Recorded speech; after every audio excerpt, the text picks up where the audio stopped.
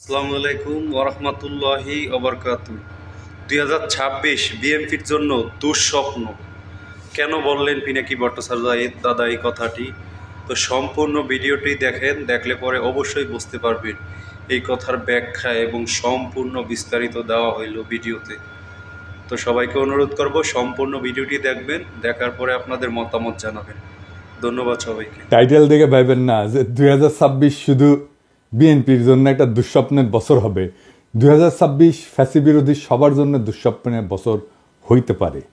আর এই দুঃস্বপ্নে পতিত করার দায় আমাদের সবার কম বেশি থাকলেও মাস্টার অব দ্য সেরিমনি হবে বিএনপি, আমাদের প্রিয় বিএনপি। কেন সেটা আলাপ করে নিই।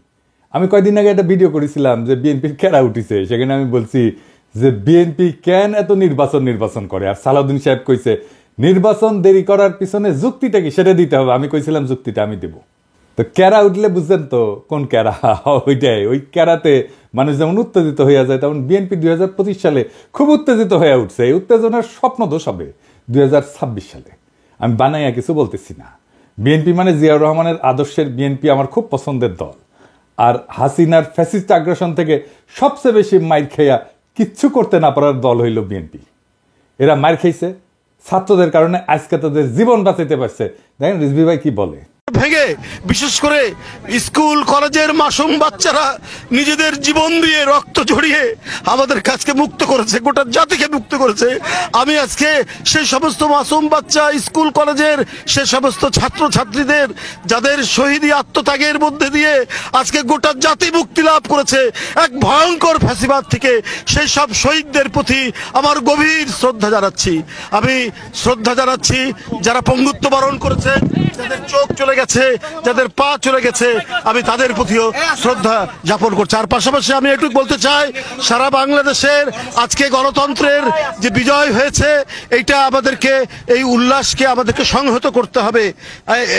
আর যখন হাসিনা ছাত্রদের হাতে জয় বাংলা হইল, তখন বাইর হইয়া বাঘের মতো গর্জন করা এই দলের নাম হইতেছে বিএনপি। যারা এদের জীবন বাঁচাইলো, যাদের জন্য খালেদা জিয়া আজকে তার ছেলের বাসায়, যাদের আত্মত্যাগে আজকে বিএনপির নেতাদের এত লম্ফজম্প, তারাই নাকি আবার আন্দোলনের মূল মাস্টার মাইন্ড। বাংলাদেশের মানুষকে 16 বছর ফ্যাসিবাদের থেকে বাঁচানো কি করছে বিএনপি? বাঁচাইতে পারছে? 1/11 ঘটানো বন্ধ করতে পারছে? তখন তো ক্ষমতায় বিএনপি জামাত পারেনি। বাংলাদেশের উপরে যাইতে বসে এই ফ্যাসিবাদী শাসন, এইটা থেকে মুক্ত করার জন্য বিএনপি কি করছে? তা ওনারা বলেন ওনা মাস্টার মাইন্ড। তা অনেকের মধ্যে একজন না, অন্যতম না, একমাত্র মাস্টার মাইন্ড। শুনেন, 16টি বছর ধরে বিএনপিকে নিশ্চিহ্ন করতে চেয়েছে হাসিনা, আর জনাব তারেক রহমান কি বিচক্ষণতার সঙ্গে বিএনপিকে রক্ষা করেছে। শুধু রক্ষা করেছে এটা বললে ভুল হবে। কার্যকর আন্দোলন গড়ে তোলার জন্য যা যা করার দরকার, এই আন্দোলনের একমাত্র মাস্টার মাইন্ড হচ্ছে জনাব তারেক রহমান। এটা যদি কেউ ব্যাখ্যা করে বোঝাতে হয় তাকে, তাহলে একটু অসুবিধা। এই কথায় এখন আর হাসি পায় না। আমি হাসে কি করুম? পাবলিকই তো হাসতে হাসতে শেষ। তো বিএনপির কাছে আমার প্রশ্ন, আপনারা যদি আন্দোলনের মাস্টার মাইন্ড হবেন, তাহলে আপনাদের 31 দফার একটা দফাতেও এই জুলাই আগস্ট বিপ্লবের আন্দোলনের শহীদদের, আহতদের নিয়ে কোনো দফা নাই কেন? 1971-এর মুক্তিযোদ্ধাদের নিয়ে তো 21 নম্বর দফা আছে। তাদের তালিকা করবেন, স্বীকৃতি দেবেন। 2024-এর স্বীকৃতি কোথায়? তাদের পুনর্বাসন কোথায়? ভুলে যান না, এটা আপনাদের 2001-2006-এর অ্যানালগ দেশ না, এটা প্রযুক্তির বিশ্ব। নির্লজ্জভাবে আন্দোলনের ক্রেডিট নেবেন, আবার এইভাবে ধরা খাইবেন, আবার ক্ষমতায়ও যাইবেন। এত খাইতে চান কেন বাবারা? খাইবেন ভালো কথা, খাওয়ার জন্য তো চাষাবাদ করা লাগে। ছাত্রদের কি হালের বলদ পাইছেন যে তাদের ময়দা খেতে চাষ কইরা ক্ষমতা যাওয়ার স্বপ্ন দেখবেন? এই স্বপ্ন আপনার স্বপ্ন দোষ হবে 2026 সালে। চলেন দেখি কেন। 2026 বাংলাদেশের জন্য খুবই জটিল, খুবই কঠিন, খুবই অনিশ্চিত একটা বছর হবে। বাংলাদেশের মানুষকে হাসিনা সরকার উন্নয়নের যে মূলা দিছিল, ওই মূলা খেত দেখা 2021 সালে আমাদেরকে অনুন্নত রাষ্ট্র থেকে উন্নয়নশীল রাষ্ট্রের মর্যাদা দেওয়া হয়েছিল। মর্যাদা না, কিন্তু এই উন্নয়নশীল রাষ্ট্র হিসেবে বাংলাদেশের জন্য অপেক্ষা করতেছে কি কঠিন চ্যালেঞ্জ। সব চ্যালেঞ্জের কথা আজকে কমু না, তবে আমরা মাঝে মাঝে বিএনপির এইভাবে পরীক্ষা নিব। আপনাদের প্রথম চ্যালেঞ্জ হইলো না, সব চ্যালেঞ্জের কথা আজকে কমু না, আজকে কয়েকটা চ্যালেঞ্জের কথা কমু, বাকিগুলো খুঁজে বের করেন। আপনারা তো বহুত বুঝেন, সবার থেকে বেশি বুঝেন। আমাদের প্রথম চ্যালেঞ্জ হলো 2026 সাল থেকে আমরা ইউরোপিয়ান বাজারে জিএসপি প্লাস পাবো না। জিএসপি হইল সেই মেকানিজম যেটা দিয়ে ইউরোপিয়ান বাজারে আমাদের পণ্যের বিশেষ করে গার্মেন্টসের শুল্কমুক্ত প্রবেশ নিশ্চিত করা হয়। এর মধ্যে অন্যতম হইল তৈরি পোশাক শিল্প। 2026 সালে জিএসপি প্লাস পাওয়ার অন্যতম শর্ত হইল সুশাসন, কলকারখানার শ্রমিকদের অধিকার নিশ্চিত করা। সুশাসনের কথা কইলাম না, ওইটা আপনারা কেমন পারবেন সেটা 2001-2006 সালের কথা মনে আছে, কিন্তু কলকারখানার শ্রমিকদের অধিকার নিশ্চিত করতে আপনারা যে পরিকল্পনা দরকার সেটা আপনাদের নাই। কেন জানেন? আপনারা হইলেন ব্যবসায়ী আর বুর্জাদের নিয়ে তৈরি দল। গরিব মানুষরা রক্ত দেয় আর বড় লোকরা মাখন খায়। আপনাদের যারা জনগণের সাথে সম্পৃক্ত ছিল তাদের কি অবস্থা আমি একটু পরে দেখাবো। হ্যাঁ, কি অবস্থা, বের করে দেন, নয়তো মেরে ফেলে, পিঠে মরে যায়, বনে বাজারে ঘুমায় বেড়ায়। ঢাকায় এসে রিক্সা চালাইছে যে সমস্ত লোকেরা, দারোয়ান হয়েছে, পাঠাওয়ে কাজ করছে, তাদের কোনো খবর থাকে না। সবাই আইসা তখন টেকার লোভে জড়া হয় আশেপাশে, অর্থলোভী এলিট। আর এই রাসেলের মতো লোকেরা আপনাদের দলে ভিড়তেছে, নতুন এসালম হয়ে উঠতেছে। আপনাদের এক্সাম্পল দিই, আপনাদের তৃণমূলের নেতাকর্মীদের কি অবস্থা, আপনাদের যুব দলের নেতারে আর্মি পিটায় মেরে ফেলাইলো, দেখছেন বাচ্চাগুলোর কি অবস্থা। অথই পাথারে পড়ছে এই পরিবারটা। ভাই, এই দলের রাজনীতি করেন, এই দলের হয়ে আমার পেজে ঝাঁপায় পড়েন জিজ্ঞাসা নিয়ে, এই পরিবারের খোঁজ দিয়ে আমাকে জানান, এই পরিবারের সব দায়িত্ব আমি নেব। জি না, আমার টাকা নাই, আমি বড় লোক কেউ না, আমার বাপের জমিদারি ছিল না, ভিক্ষা করবো সবার কাছে, আমার ভিক্ষা দিতে কোনো গ্লানি নাই। একটা লোক সারা জীবন বিএনপির রাজনীতি করে গেল, আর্মির পিটানিতে জীবন গেল, তার পরিবারকে বাঁচানোর জন্য পিনাকি ভিক্ষা করবে, আর পিনাকি শেষ জীবনে অপবাদ নেবে যে ভিক্ষা করার টাম করে কোটি কোটি টাকা আত্মসাৎ করেছে। আমি এগুলো জানি, হ্যাঁ এগুলো জানি, এটাই বাংলাদেশ। হ্যাঁ বুঝছাও। যাই হোক, আমারে খোঁজ দিয়েন, এই পরিবারের দেখভাল করার দায়িত্ব যেন আমাকে দেন খোদা তাআলা, এই তৌফিক যেন দেন, ওনার পরিচয়টা দিয়েন, আমার সাথে যোগাযোগ করাই দিন। এই বিএনপিতে অলিগার ভিড়তেছে না, এদের টাকা কামানোর একমাত্র উপায় হইল শ্রমজীবী মানুষের শোষণ। এরা তো শ্রমিকদের বেতন দিবে না, কলকারখানায় উন্নত কাজের পরিবেশ তৈরি করবে না, কারণ এইগুলা করলে তো টাকা কামাবে কেমনে। তাই আমরা বিএনপির ক্ষমতায় আসলে জিএসপি প্লাস পাবো না, লিখে রাখেন। আর আমরা ইউরোপিয়ান বাজারে আমাদের যে অ্যাডভান্টেজ ছিল, পণ্যের যে অ্যাডভান্টেজ ছিল, আমরা যে দাম দিতে পারতাম সেটা আমরা দিতে পারবো না, সেটা হারাবো, লিখে রাখেন। আর একটা চ্যালেঞ্জ হইল 2026 সাল থেকে আমাদের উপর আন্তর্জাতিক কপিরাইট আইনের প্রয়োগ শুরু হবে। এর মানে কি জানেন? সব কিছুরই কপিরাইট আছে, বুঝছাও, সব কিছুর। ওই কপিরাইটের ফি দিতে হয়।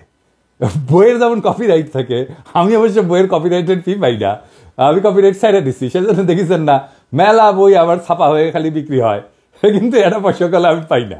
এইরকম কপিরাইট আছে পৃথিবীর সব জিনিসের উপরে, ওষুধের উপরে আছে। এই কপিরাইটের যখন প্রয়োগ শুরু হবে তখন ওষুধের কপিরাইটের ফি আমরা এখন দেই না, সেজন্য আমাদের দেশে ওষুধের দাম কম। এই কপিরাইট আইন প্রয়োগ শুরু হলে প্রথম ভিকটিম হবে আমাদের ওষুধ শিল্প। আজকে গরিব মানুষ যে ওষুধ 10 টাকা দিয়ে কিনে খেতেছে, তার দাম হবে 500 টাকা। আমাদের তখন ওষুধ উদ্ভাবনের যে সূত্র, তার জন্য রয়্যালটি দিতে হবে, কপিরাইট ফি দিতে হবে। অলরেডি আসন্ন দাম বাড়ার সাথে মানুষের অভ্যাস তৈরি করে নেওয়ার জন্য আইএমএফ ওষুধের দাম বাড়ানোর জন্য পরামর্শ দিছিল এবং ভ্যাট প্রয়োগ করছিল। আমরা দাবরানি দিছি, সরকার তাৎক্ষণিক সিদ্ধান্তে বাতিল করছে, আমরা ধন্যবাদ জানাই। অবশ্যই এইরকম জনমুখী সিদ্ধান্ত বিএনপি নিতে পারবে না, কারণ তাদের তো ব্যবসায়ী ক্লাবকে টাকা কামানোর ধান্দা করে দিতে হবে। অর্থাৎ বিএনপি ক্ষমতা আসলে 2026 সালে ওষুধ রপ্তানি বাদ দেন, দেশের মানুষকে কম দামে বা এখনকার দামে ওষুধ সরবরাহ করতে পারবেন না আপনারা। দেখেন আব্দুল মুক্তাদির কি বলেন, উনি ইনসেপ্টা কোম্পানির মালিক, আমার কালে বস ছিলেন ক্ষুদ্রকালে। 26-এর পরে আমাদের দেশে আর প্যাটেন্টেড ওষুধ তৈরি করতে পারবো না।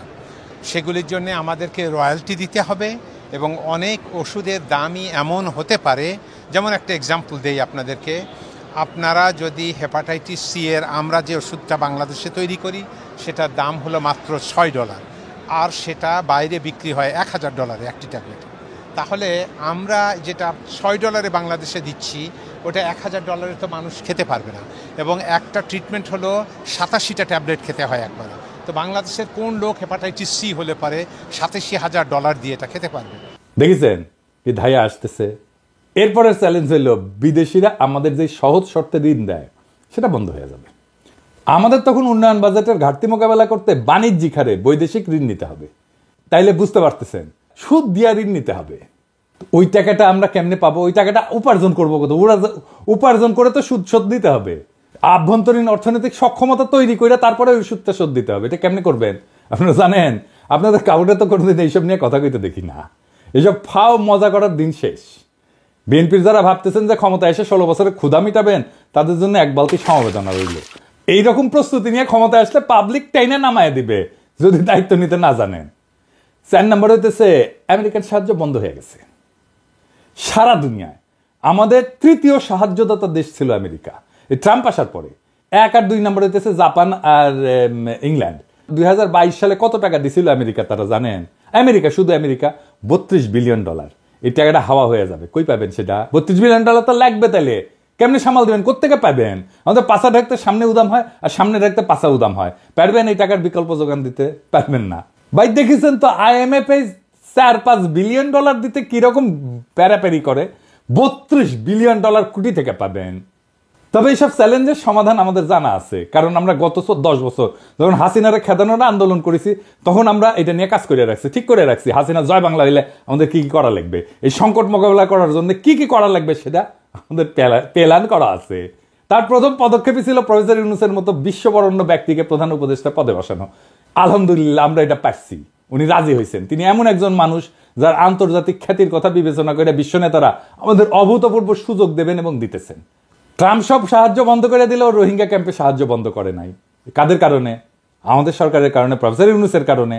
তো প্রফেসর ইউনূসের এত গুরুত্ব কেন? কারণ যেই মানুষ তার অর্থনৈতিক মডেল দিয়া সারা বিশ্বে দারিদ্র মোকাবেলা করছেন, সেই মানুষের 3-0 কনসেপ্ট, যেটা আমি আগে কইছিলাম, এটা প্যারিস অলিম্পিকের মূল প্রতিপাদ্য বিষয় ছিল। উনি ছিলেন প্যারিস অলিম্পিকের একজন প্রধান ব্যক্তি। সেই মানুষের চেয়ে উপযুক্ত কোনো পার্সোনালিটি কি আপনাদের মধ্যে আছে, যিনি ভারতের আর পশ্চিমের ঠাপ একই সাথে সামলাইতে পারবেন? আপনি তো পারেন নাই 1-11-এ। ক্ষমতায় আপনার লোক ইয়াজউদ্দিন, আর্মি চিফ আপনাদের বানানো, তারাই আপনারা উস্তে দিল, সাথে জামাতও ছিল। পারেন নাই 1-11টাকে। এখন আপনারা কেমনে পারবেন? যাই হোক, আমাদের পরিকল্পনার একটা ডেমো দিলাম। পুরো পরিকল্পনা আমাদের সাজানো আছে। 2026 সালের চ্যালেঞ্জ আমরা কিভাবে মোকাবেলা করব। আমি যে ফাঁকা আওয়াজ দিই না তা নিশ্চয়ই বুঝতে পারছেন। অনেক পরিকল্পনার মধ্যে দিচ্ছি, আরো দিব। এমন না যে পরিকল্পনা পরে বাস্তবায়ন করা হবে। পরিকল্পনা কিভাবে করতে হয় সেটা দেখাইছি। সমস্যার 100টা সমাধান আছে। কি ভাবছিলেন যে আপনাদের জন্য আর বলে দিব বাকিগুলা? আপনাদের পরীক্ষায় নকল করার মতো সরকার নকল করে চালাবেন? আমাদের সাথে অ্যালাই করেন। আমরা যেভাবে দেখতে চাই আপনাদেরকে সেইভাবে থাকেন, সেই রাস্তায় থাকেন, আমাদের সাহায্য পাবেন, আমাদেরকে পাশে পাবেন। আমাদেরকে তো শত্রু মনে করতেছেন এখন। হ্যাঁ, আমাদের কাছে সব বিষয়ের ওষুধ আছে। আপনারা এই লোকগুলোকে চান কিনা পাশে, সেটা আপনাদের সিদ্ধান্ত। এবার আসেন দেখি বিএনপি কেন নির্বাচন চায়। কারণ বিএনপির কাছে নির্বাচন হইতেছে হরলিক্স। হ্যাঁ, এমনি খায়। হ্যাঁ, ওই যে দেখেন, আমার ভাই টাকায় 16 আনাই উসুল। আমি তো এমনি খাই হরলিক্স। বিএনপির নির্বাচন এমনি চায়, মানে বুঝে না কেন চায়। আসল কথা হইলো, বিএনপিকে নির্বাচনের জন্য চিল্লাইতে বুদ্ধি দিচ্ছে তাদের নয়া বন্ধু ভারত। ভারত এখন বিএনপিকে দিয়ে আওয়ামী লীগের পুনর্বাসন করবে আর বাংলাদেশকে তার দাসত্বের অধীনে রাখবে। বিশ্বাস হয় না? দেখেন, মির্জা ফখরুল যখন নির্বাচনের ডাক দেয়, তখন ছাত্রলীগ তাদের বিদেশে পলাতক নেতাদের দিয়ে আন্দোলনের রূপরেখা প্রকাশ করে। ছাত্রলীগের এই সাহস কোথেকে আসে আমি জানি না। মায়ের মনে কম খাইছিল। আমি কইছিলাম যে এদের জন্য মায়ের চেয়ে উপকারী আর কোনো ভাইটামিন নাই। এখন বুঝছেন যে ভারত এই পুরা গেমের মাস্টার মাইন্ড। তারা বিএনপির কামলাদের দিয়ে নির্বাচন বইলা কান্নাকাটি করাবে, সামনে আওয়ামী লীগ রাজনীতির মাঠে উকিঝুঁকি দিবে। আওয়ামী লীগ ঘোষিত কর্মসূচিগুলো পালন করতে গেলে আমার ক্ষুদ্র ভাতা ভগিনীরাই যথেষ্ট। যেই মায়ের 5ই আগস্টের পরে ইউনূস স্যারের দিকে তাকায় দিতে পারি নাই, সে পাওনা শোধ করিয়া দিতে হবে। আর বিএনপিরে কইতেছি, ভারত আওয়ামী লীগের সাথে যে বাসর করতেছে, ওইখানে আপনারা কাবাব মে হাড্ডি, ওইখানে আপনাদের কোনো জায়গা নাই। মজা শেষে ফেলায় দেবে কন্ডমের মতো। এই যে দেখেন, শ্যামা ওবায়দ আদানির জন্য ওকালতি করে। দেখেছেন, শ্যামা কি জ্বালানি মন্ত্রী? আদানি ভারতের এক দুর্বৃত্ত অলিগার্ক, সারা দুনিয়াতে ঘৃণ্য, মোদির ক্যাশিয়ার। তার সাথে বিএনপি নেতার লতকালতকি দেখেন। এখন মানুষের ক্ষমতায় গেলে দেশ বেচে, এরা ক্ষমতায় যাওয়ার আগেই দেশ বেচে দিছে আদানির কাছে, দেশ বেচে ছাড়া। এই বিএনপিরে ভারত এখন ক্ষমতার লজেনচুস দেখাচ্ছে, বুঝছাও? ক্ষমতার লজেনচুস দেখা বিএনপি ওই ক্ষমতার মূলার পিছে যাচ্ছে। তারপরে ওই লজেনচুসের আমও যাবে, সাথে সালাও যাবে। কেমনে বিএনপি কে ভারত ফেলাই দেবে ক্ষমতা দেখে শুনবেন, প্ল্যানিং শুনবেন, শুনেন আমার কাছে। ভারত জানে 2026-এর চ্যালেঞ্জ মোকাবেলা করা বিএনপির পক্ষে সম্ভব না। এটা আমার মতো মূর্খ মানুষ বুঝলে ভারত তো অনেক আগে থেকে জেনে আছে। যখন বিএনপি দেশের অর্থনীতি নিয়ে ঝামেলায় পড়বে, তখনই শুরু হবে বিক্ষোভ আন্দোলন। এই আন্দোলন হবে একেবারে তৃণমূল থেকে, মানুষ খাইতে পারবে না তো। চাকরি থাকবে না তো, মানুষ দলে দলে রাস্তায় নেমে আসবে তো। লগি বৈঠা নিয়ে আওয়ামী লীগ কি তাণ্ডব করেছিল মনে আছে না? এখন যে পুলিশ আছে, পুলিশে পুরো তো হাসিনা, পুলিশ চুপ করে দাঁড়িয়ে থাকবে। 111-এর টাইমে যেমন আসিল ওই মির্জাফরের সেনাবাহিনীর মতো, ছাত্রলীগ যুবলীগ গর্ত থেকে উঠায় আন্দোলনে জয়েন দেবে, আর আমার হাসিও টুপ কইরা ঢুকে পড়বে। আন্তর্জাতিক চাপের কাছে তখন নত জানো বিএনপি, দেশীয় আন্দোলনের দিশেহারা বিএনপি তখন আওয়ামী লীগের সাথে আতত কইরা পলাবে, আওয়ামী লীগ যেমন পলাইছিল। আর দেশে ফিরে আসবে সেই ভয়ঙ্কর ফ্যাসিবাদ, আবার সেই ভারতীয় আধিপত্যবাদ যা কায়রা নিছিল আমাদের জীবনের 16টা বছর, বাংলাদেশকে পরিণত করছিল ভারতের উপনিবেশে। যারা কায়রা নিছিল বর্বর ভাবে আমাদের হাজার হাজার সন্তানদের জীবন, যারা আমাদের 25,000-এর মতো ছাত্র জনতাকে আহত করে চিরজীবনের জন্য পঙ্গু আর দৃষ্টিহীন করে দিছে, সেই আবু সাইদ মুগ্ধ ওয়াসিমদের রক্ত শুকানোর আগেই যেই দল নির্বাচন করে মুখে ফেনা তুলে ফেলাইতেছে, তারা আর যাই হোক দায়িত্ব নিতে পারবে না। আপনাদের রিকমেন্ড করা যত লোক অন্তর্বর্তীকালীন সরকারে আছে তাদের পারফরমেন্স দেখে আপনাদের দক্ষতা আমাদের কাছে পরিষ্কার। স্বরাষ্ট্র উপদেষ্টা কার রিকমেন্ডেশনে জানেন? বিএনপির। শিক্ষা উপদেষ্টা কার? বলছিলাম তো বিএনপি। এই খারাস বিদেশে কোনো অনুষ্ঠানে যায় না। 5ই আগস্টের পর বাংলাদেশের শিক্ষাঙ্গনে সবচেয়ে বেশি ঝামেলা হয়েছে, ছাত্ররা আন্দোলন করছে তাদের অধিকারের জন্য, আর আওয়ামী লীগ তাদের ন্যায্য অধিকারের আন্দোলনের নাম দিছে সন্ত্রাসী কর্মকাণ্ড। প্রফেসর ইউনূস দায়িত্ব আসার পর সবার আগে উচিত ছিল বিদেশি সহযোগীদের কাছে শিক্ষাঙ্গনের স্বাভাবিক পরিস্থিতি তুলে ধরা এবং সকল দ্বন্দ্বের সমাধান করা। তা না কইরা তিনি তার ডায়াপার সামলানোর অপারগতার কথা বইলা বিদেশে যাইতেছেন না। আপনি কি ভাবছেন স্যার আমরা বুঝি না? আপনাদের বিএনপির পরামর্শে আসছেন। ইউনূস স্যারের সরকারের ভাবমূর্তির জন্য কাজ করলে তো আপনার আসল লক্ষ্য পূরণ হবে না। বিএনপির 31 দফা দেখে তো মনে হয়েছে তারা শিক্ষাঙ্গনের সমস্যাটাই বুঝেন নাই। বুঝলে তো আর বই বিতরণ, শিক্ষাঙ্গনের বিরোধ এগুলোর সমাধান আগে থেকেই করতেন। ছাত্র সংসদ নির্বাচনগুলোর কথা বলছি, বিশ্ববিদ্যালয়গুলোতে বিএনপি বাগড়া দিচ্ছে, ছাত্রদল বাগড়া দিচ্ছে কেন? কারণ ছাত্রদল জিততে পারবে না বড় বড় বিশ্ববিদ্যালয়গুলোতে। আপনার তো নিজের স্বার্থ ছাড়া আর কিছু বুঝেন না, নিজের খুবই সংকীর্ণ স্বার্থ, ছাত্রদের স্বার্থ তো আপনাদের কাছে নাই। তাহলে তো আপনারা সংসদ নির্বাচনের কথা মেনে নিতেন। করতে চাচ্ছেন না কেন সংসদ নির্বাচন? বাগড়া দিচ্ছে কেন ছাত্রদল? তার মানে তো আপনারা পারবেন না, এটা হারে যাবেন। হারবেন যে জন্য, সেই জন্য আপনি ছাত্র সংসদ নির্বাচন হইতে দিবেন না। নির্বাচন করছেন, ম্যান্ডেট করছেন, গণপরিষদের নির্বাচন করেন, আমরা সবাই বলতেছি, সেটা তো করবেন না। কারণ ওখানে নতুন সংবিধান বানাইতে হবে, সেটা তো করতে চাচ্ছেন না। গণপরিষদের নির্বাচন করেন, ম্যান্ডেট নেন, আপনারাই করেন, আপনারাই আসেন, সেটা করবেন না। যারা বিপ্লব করলো, যারা দেশটাকে রক্ষা করলো রক্ত দিয়া, তাদের প্রতি আপনাদের পর্বত প্রমাণ ঘৃণা, শত্রু বানায় ফেলছেন তাদেরকে। আপনার 31 দফা দিচ্ছেন, এটা নিয়ে একটা ভিডিও দিব, দাঁড়ান। দিতেছিলাম না নেহায়েত মায়া করে, এতদিনের রাজপথের সহযোদ্ধা কেমনে কঠোর কথা কই। কিন্তু আপনারা এমন ভাবে অন্তর্বর্তীকালীন সরকারের উপর ঝেপে পড়েছেন যে না দিয়া তো উপায় নাই। 71 টিভিতে যাইয়া রুমিন ফারানা এই 71 টিভির দুর্বৃত্ত আওয়ামী ফ্যাসিস্ট এনাবলার সে একটা বদমাইশের সাথে বৈশা কেমনে শফিকের সাথে কথা বলে শুনেন। ব্যর্থতা কি দেখলেন? আমি তো এটা ব্যর্থতার অনেকগুলো ডেটা আছে, সব জায়গায় সফল হওয়া যায় না। না ব্যর্থতার কিছু অংশ স্বীকার করবেন না, জার্নালিজম করেন না ব্যর্থতার কিছু অংশ স্বীকার, মানে 100-তে 100 পেতে চান। না আমি এটা বলছি না, আমি 90 বলি না, কিছু জায়গায় ব্যর্থতা আছে। কিন্তু আপনাদের উপদেষ্টারা তো নিজেকে নিজে মার্কিং করার সময় 3-4 দিতে পারছেন না 10-এ। আমি জানি না, আমি চিফ অ্যাডভাইজারের অফিসকে রিপ্রেজেন্ট করে আমি সে আলোকে বলছি। ওকে, দেখেছেন 71 টিভির সাথে বিএনপি এক হইয়া গেছে, দেখছেন? শফিক তো ভদ্র মানুষ, ছোটখাটো মানুষ। আমি যদি ওটি থাকলাম ইনি না, তোরে তুলে থাকনা মারলাম ইনি, অ্যাঙ্করের বাচ্চা, তোর অ্যাঙ্করগিরি আমি শিখাই দিলাম নি। 71 টিভি তো ভাঙ্গে চুরে ফেলছিল, ওটা বুলডোজারে কেন ঘুরাই দেয়নি? দেখেছেন এই সমস্ত? এখন দেখেছেন তো সব জায়গায় এই আওয়ামী দুর্বৃত্তগুলোর সাথে, ফ্যাসিবাদের এনাবেলারের সাথে বিএনপির খাতির দেখেন, একসাথে ঝাঁপে পড়েছে শফিকের উপরে। জনতারে চেতায়েন না, আপনাদের কিন্তু ভারতেও জায়গা হবে না, মনে রেখেন কথাটা। অবশ্য আপনাদের মধ্যে রয়্যাল এজেন্ট যারা আছে তাদের জায়গা দিতে পারে। আলতাফ সাহেব তো বলছে বিএনপির মধ্যে রয়্যাল লোক আছে, জানেন তো? দেখেন ওই কি বলছেন। বিএনপির কিছু লোক আছে যারা নন আননোন না, নূতন না, পুরানা, নন রয়্যাল এজেন্ট। নন রয়্যাল এজেন্ট তারা এই দেশে যদি 100 টাকা কামাই করে 90 টাকা তারা ইন্ডিয়াতে পাঠায়। এই এজেন্টের একাধিক এজেন্টের নাম আমি বলতে পারি। আমি তো ঢাকায় থাকি, পটুয়াখালীও থাকি, কলকাতায় সল্টলেকে বাড়ি আছে, সোনার দোকান আছে, হোসিয়ারি আছে, তারপরে পেট্রোল পাম্প আছে, তারপরে এটাকে কি বলে, এই যে কমিউনিটি সেন্টার আছে। বাসায় গেলে পরে আপনি বাংলাদেশি পাসপোর্ট পাবেন, আপনি ইন্ডিয়ান পাসপোর্ট পাবেন, আপনি কানাডিয়ান পাসপোর্ট পাবেন। তো প্রমাণের থেকে অসুবিধা আছে নাকি? বিএনপির একজন শীর্ষ নেতা এই কথা বলছে, আমি বলি নাই। বিএনপির কোনো জবাব আছে? এবার আসেন আলাপ করি 2026-এর বিপর্যয় থেকে বাংলাদেশকে রক্ষার উপায় কি। এই বিপর্যয় থেকে রক্ষার একমাত্র উপায় হইল প্রফেসর ইউনূসের মতো একজন সরকার প্রধান, যিনি বৈশ্বিকভাবে সমাদৃত। এখন নির্বাচন দিলে দেশের অর্থনীতির উপর অতিরিক্ত চাপ আসবে। আওয়ামী লীগের চুরি করার টাকা ফেরতেই না, যেন আর কেউ দেশকে বাপের সম্পত্তি ভাবতে না পারে সেই ব্যবস্থা করতে হবে। মনে হয় এখানেও বিএনপির আপত্তি। আওয়ামী লীগের হাতে কত হাজার কোটি টাকা আছে জানেন? নির্বাচন আসলে ওই টাকা মাঠে আসবে, তখন মাঠে আসবে প্রার্থী কেনার জন্য, ভোট কেনার জন্য। 2026-এর চ্যালেঞ্জ মোকাবেলার জন্য প্রফেসর ইউনূস অনেক দক্ষ টেকনিক্যাল এক্সপার্ট নিয়ে আসছে। রিভার্স ব্রেন ড্রেনের মাধ্যমে আরো লোক আনার কাজ চলতেছে। এদেরকে দেশ পুনর্গঠনের সুযোগ দিতে হবে। আপনারা জানেন কত স্কলার ফিরে আসছে সরকারের সাথে কাজ করার জন্য।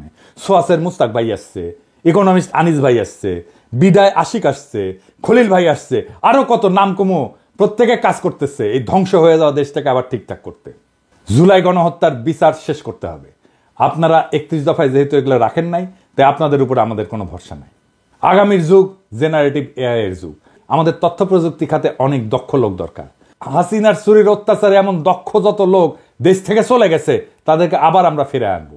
বাংলাদেশের তরুণ ইমরান, যে স্ন্যাপচ্যাটের মতো কোম্পানির সিইও, ওইরকম অনেক লোক আমরা দেশে আনার কাজ শুরু করব। তাদের মাধ্যমে গড়ে তুলব আমাদের পোস্ট জুলাই রিকভারি ফোর্স, যারা দেশের পুনর্গঠনে কাজ করবে। আর তরুণদের নেতৃত্বে হবে সংস্কার। দেশে একটা অন্য গতি আসবে। সাধারণ মানুষ থেকে শুরু কইরা বিনিয়োগকারী পর্যন্ত সবাই প্রফেসর ইউনূসের উপর আস্থা রাখে, এবং তখন সেই আস্থা আরো দ্বিগুণ হবে। প্রফেসর ইউনূস নিজেই একটা বিশাল ব্র্যান্ড। আমরা ওনারে মুফতে পাইছি, ওনার কাছ থেকে আমাদের সবটা নিতে হবে। উনি যা দিতে পারেন। আমরা অনেকদিন পরে এমন একজন রাষ্ট্রপ্রধান পাইছি যারা নিয়ে আমরা গর্ব করতে পারি।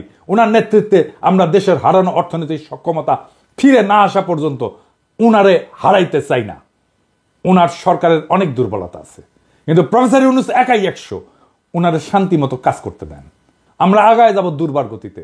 তবে ইউনূস স্যারকে আমাদের অনুরোধ, দয়া করে যোগ্য, উদ্যমী, আধুনিক, বিশ্ব সম্পর্কে ধারণা আছে এমন তরুণ লোকদের নেন আপনার সরকারে। বুড়া খাটাসগুলোকে বাদ দেন মেহরবানি কইয়া। আর বিএনপি এই জন্যই কথা বলার সুযোগ পাচ্ছে, এই জন্য নির্বাচন করে তর পাচ্ছে। বিএনপি নেতাদের জন্য আমার একটাই মেসেজ। আমি যে চ্যালেঞ্জগুলোর কথা বলছি, সংস্কারের কথা বলছি, 31 দফায় জুলাই অভ্যুত্থানের কথা না থাকার কথা বলছি, এগুলোর উত্তর দিয়ে দয়া করে নির্বাচনের কথা বলবেন। সক্ষমতা না দেখা আমরা আর কাউরে ভোট দিব না। কিভাবে আপনারা সরকার চালাবেন, কিভাবে মানুষকে অর্থনৈতিক মুক্তি দিবেন, কিভাবে উন্নয়নশীল দেশের চ্যালেঞ্জ মোকাবেলা করবেন, কিভাবে জুলাইয়ের আহত আর শহীদদের সম্মান জানাবেন, তা পূর্ণ রূপরেখা আকারে প্রকাশ করেন। জাতির কাছে আপনাদের প্রতিশ্রুতি দেন। আমরা তখন বিবেচনা করব আপনারা নির্বাচন করার যোগ্য হইছেন নাকি হন নাই। তার আগে নির্বাচন করলে আমাদের প্রতিবাদ চলবে। আর আমরা কিন্তু না যাই না কথা বলি না, তথ্য প্রমাণ নিয়ে কথা বলি। আমরা যদি কথা বলা শুরু করি, আমাদের বিরোধী বানায়েন না, আমাদের শত্রু বানায়েন না, আপনাদেরই ক্ষতি। জনগণ আর মার্কা দেখা ভোট দেবে না, মানুষকে বলদ ভাইবেন না। জনগণ ভোট দেবে যোগ্য এবং দক্ষ প্রার্থীকে। ভোটের আগের হিসাব আর চলবে না, টাকা দিয়া ভোট কেনা যাবে না। আপনাকে আপনার দলের অবস্থা একটু বলি, হ্যাঁ, কিছু মনে করেন না, পার্সোনালি নিয়েন না, কারণ এগুলো কেউ বলবে না, এই বান্দাই বলবে একমাত্র। আপনাদেরকে আমি আমার বগুড়ার আপনাদের দলের একটা চিত্র দিই। আমি এইভাবে এই লেভেলে যাই না, কিন্তু বগুড়া তো আমার জন্মভূমি, আমার নারী পোতা আছে। আর বগুড়া হইতেছে সেই বগুড়া যেই বগুড়া বিএনপির পুণ্যভূমি, জিয়াউর রহমানের জন্মস্থান। তো বগুড়া তো বিএনপির জন্য পুণ্যভূমি হওয়ার কথা, তাই না? এখানে মডেল বিএনপি থাকবে, এখানে বিএনপির জেলা কমিটি হবে একটা মডেল কমিটি, যা সারা বাংলাদেশের মানুষ দেখবে আর বলবে ওয়াও কি চমৎকার কমিটি, কি সুন্দর কমিটি। এইখানে তো বিএনপির কিছু দরকার নাই, এখানে তো এমনি মানুষ বিএনপি করে রে ভাই। এইখানে তো বিএনপির মাস্তান পালার দরকার নাই, এখানে তো ম্যানেজ করার দরকার নাই, এখানে তো মাফিয়া পালার দরকার নাই। এমনি বগুড়ার মানুষ বিএনপি করে, বগুড়া মানুষের নিঃশ্বাসে বিএনপি। এইখানে আপনি নেতা কি দিচ্ছেন আমরা দেখি, হ্যাঁ, নেতা কি দিচ্ছেন? রেজাউল করিম বাদশা বগুড়া জেলা বিএনপির বর্তমান সভাপতি, সাবেক বগুড়া পৌরসভার মেয়র। বাদশার ছোট ভাই আছে কয়েকজন। 1 নম্বর হইতেছে টোকন, মোহন, খোকন, নয়ন, জয় এবং দীপন। আমরা একে একে প্রত্যেকের আমলনামা দেখি। টোকন সাবেক 2 বারের প্রেস ক্লাবের সভাপতি, একবার বগুড়ায় এমপি ইলেকশন করছে আওয়ামী লীগের মনোনীত প্রার্থী হিসেবে। কিছুদিন আগে বিভিন্ন জনের কাছ থেকে টাকা চাঁদা নিয়ে সংসার চালাইতো। টোকনের এক ছেলে খুনি এবং চাঁদাবাজ। মাশাআল্লাহ। 2 নাম্বার মোহন, বগুড়া জেলা আওয়ামী লীগের সাবেক সহসভাপতি। বগুড়ায় প্রায় 40টা খুনের সাথে পরোক্ষ এবং প্রত্যক্ষভাবে জড়িত। খুনি, চাঁদাবাজ, দখলবাজ এবং নেশাখোর। বগুড়ায় যে কত বাড়ি সম্পদ দখল করছে তার ইয়ত্তা নাই। কোটি কোটি অবৈধ টাকার মালিক। যুবলীগের লিটন পোদ্দার, আলহাজ, মুস্তাকিম, মতিন, আদিল, করিম এরকম অসংখ্য খুনির গডফাদার। ওর মেয়ের জামাইও খুনি। মেয়ের জামাই পলাতক আছে মালয়েশিয়া। মোহন পলাতক, ইন্ডিয়া থাকে। ইন্ডিয়াতে আবার বাড়িও আছে মাশাআল্লাহ। 3 নাম্বার খোকন, দিনরাত নেশা করে, ফেন্সিডিল, গাঁজা, আফিম সবই খায়, আবার মাঝে মাঝে তাবলিগও করে। কি একটা অবস্থা। 4 নাম্বার নয়ন, 3 বারে বগুড়া প্রেস ক্লাবের সভাপতি। মাশাআল্লাহ, লেখাপড়ায় খুবই ভালো, শুধু এইচএসসি পাস, এর উপরে আর পাস দিবার পারেনি, বর্তমানে পলাতক। 5 নাম্বার জয়, শহর যুবলীগের সভাপতি, হিরোইন খোর। রাত হইলে বাসা ফেরার জন্য রাস্তা দিয়ে হাঁটতে পারে না, এমনই দুলে সে দেওয়াল ধরে ধরে রাত হইলে হাঁটে। আমার কথা না, বগুড়ার মানুষের কথাই শুনেন।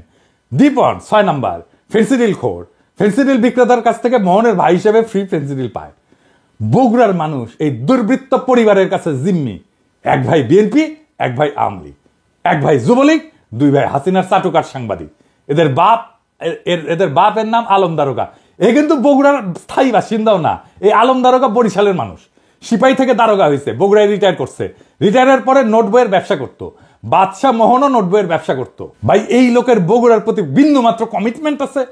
বগুড়ায় জাহান নামে যা কিছু যায় আসে তো বগুড়ার লোকই না রে ভাই। এই বাদশাহ 5ই আগস্টে বহু আওয়ামী লীগ যুবলীগ নেতার কাছ থেকে টাকা নিয়ে তাদের সম্পদকে রক্ষা করছে, তাদেরকে রক্ষা করছে। বিশেষ করে আলহাজের কাছ থেকে নাকি 1 কোটি টাকা নিচ্ছে, যে ওর বাসায় আগুন ধরে গেছিল, ওই আগুন লাগানোর চেষ্টা করছিল, আবার ওই 1 কোটি টাকা নিয়ে আগুন লাগায় নেই আর কি। বিএনপির নতুন নেতা দেন।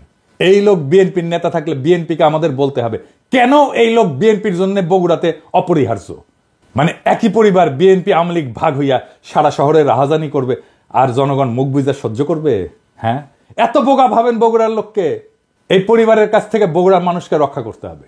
জানি না বিএনপির কাছে এই দুর্বৃত্ত পরিবার কেন এত পছন্দের। এই লোক বগুড়ার নেতৃত্ব দেবে, এর নেতৃত্ব বগুড়ার মানুষকে মাইনা নিতে হবে। এত তুচ্ছ ভাবেন বগুড়ার মানুষকে? যেই মাটিতে জিয়া জন্ম নেয় সেই মাটিতে এই দুর্বৃত্ত পরিবারের হাতে জিয়ার আদর্শ বয়ে নেওয়ার ভার কেমনে দেন ভাই? আর মানুষ পান নাই নাকি? এর সাথে ভালো মানুষ নাই আপনাদের বিএনপিতে? আমরা একটা শুদ্ধ বাংলাদেশ চাইছিলাম, তার জন্য আমাদের সন্তানেরা অকাতর জীবন দিছিল। একই পাক চক্রে ঘুরপাক খাওয়ার জন্য তারা জীবন দেয় নাই। আমরা চাই বিএনপি নতুন সময়ের দিশা দিক, মানুষের এই বিপ্লবী আকাঙ্ক্ষাকে ধারণ করুক। আমরা একটা নতুন বাংলাদেশ চাই। আপনাদের দল পরিশুদ্ধ করেন, দেশের অর্থনীতি গতিশীল করে সব চ্যালেঞ্জ মোকাবেলা করে প্রফেসর ইউনূস যথাসময়ে নির্বাচন দিবেন। এইটা মেহেরবানি করে ওনার উপরে ছাইরা দেন, ওনার বিবেচনার উপরে। আমরা দেশবাসী ওনার উপরে আস্থা রাখছি, আপনারাও রাখেন। দেশবাসীর মুখোমুখি দাঁড়ায়েন না মেহেরবানি কইরা। আপনারা আমাদের সহযোদ্ধা, আমরা ছাত্রদের নেতা মানছিলাম। এবার আপনারাই আমাদের নেতা হইয়া ওঠেন, নেতার মতো আচরণ করেন। নেতাদের আকাশের মতো উদার হইতে হয়। নেতা সেই যে নিজে কাঁদে অন্যকে কাঁদায় না। নেতা সেই যে কোনো কিছুর আকাঙ্ক্ষা করে না। নেতা সেই যে জনগণের সব কষ্টকে, সব দুঃখকে নিজে আপন কইরা নিতে পারে। নেতা সেই যে সবচেয়ে দুর্বল মানুষের আশ্রয় হয়ে উঠতে পারে। নিজেকে প্রশ্ন করেন সেই জায়গায় আসছেন কিনা, না আসতে পারলে অপেক্ষা করেন। ইনকিলাব জিন্দাবাদ।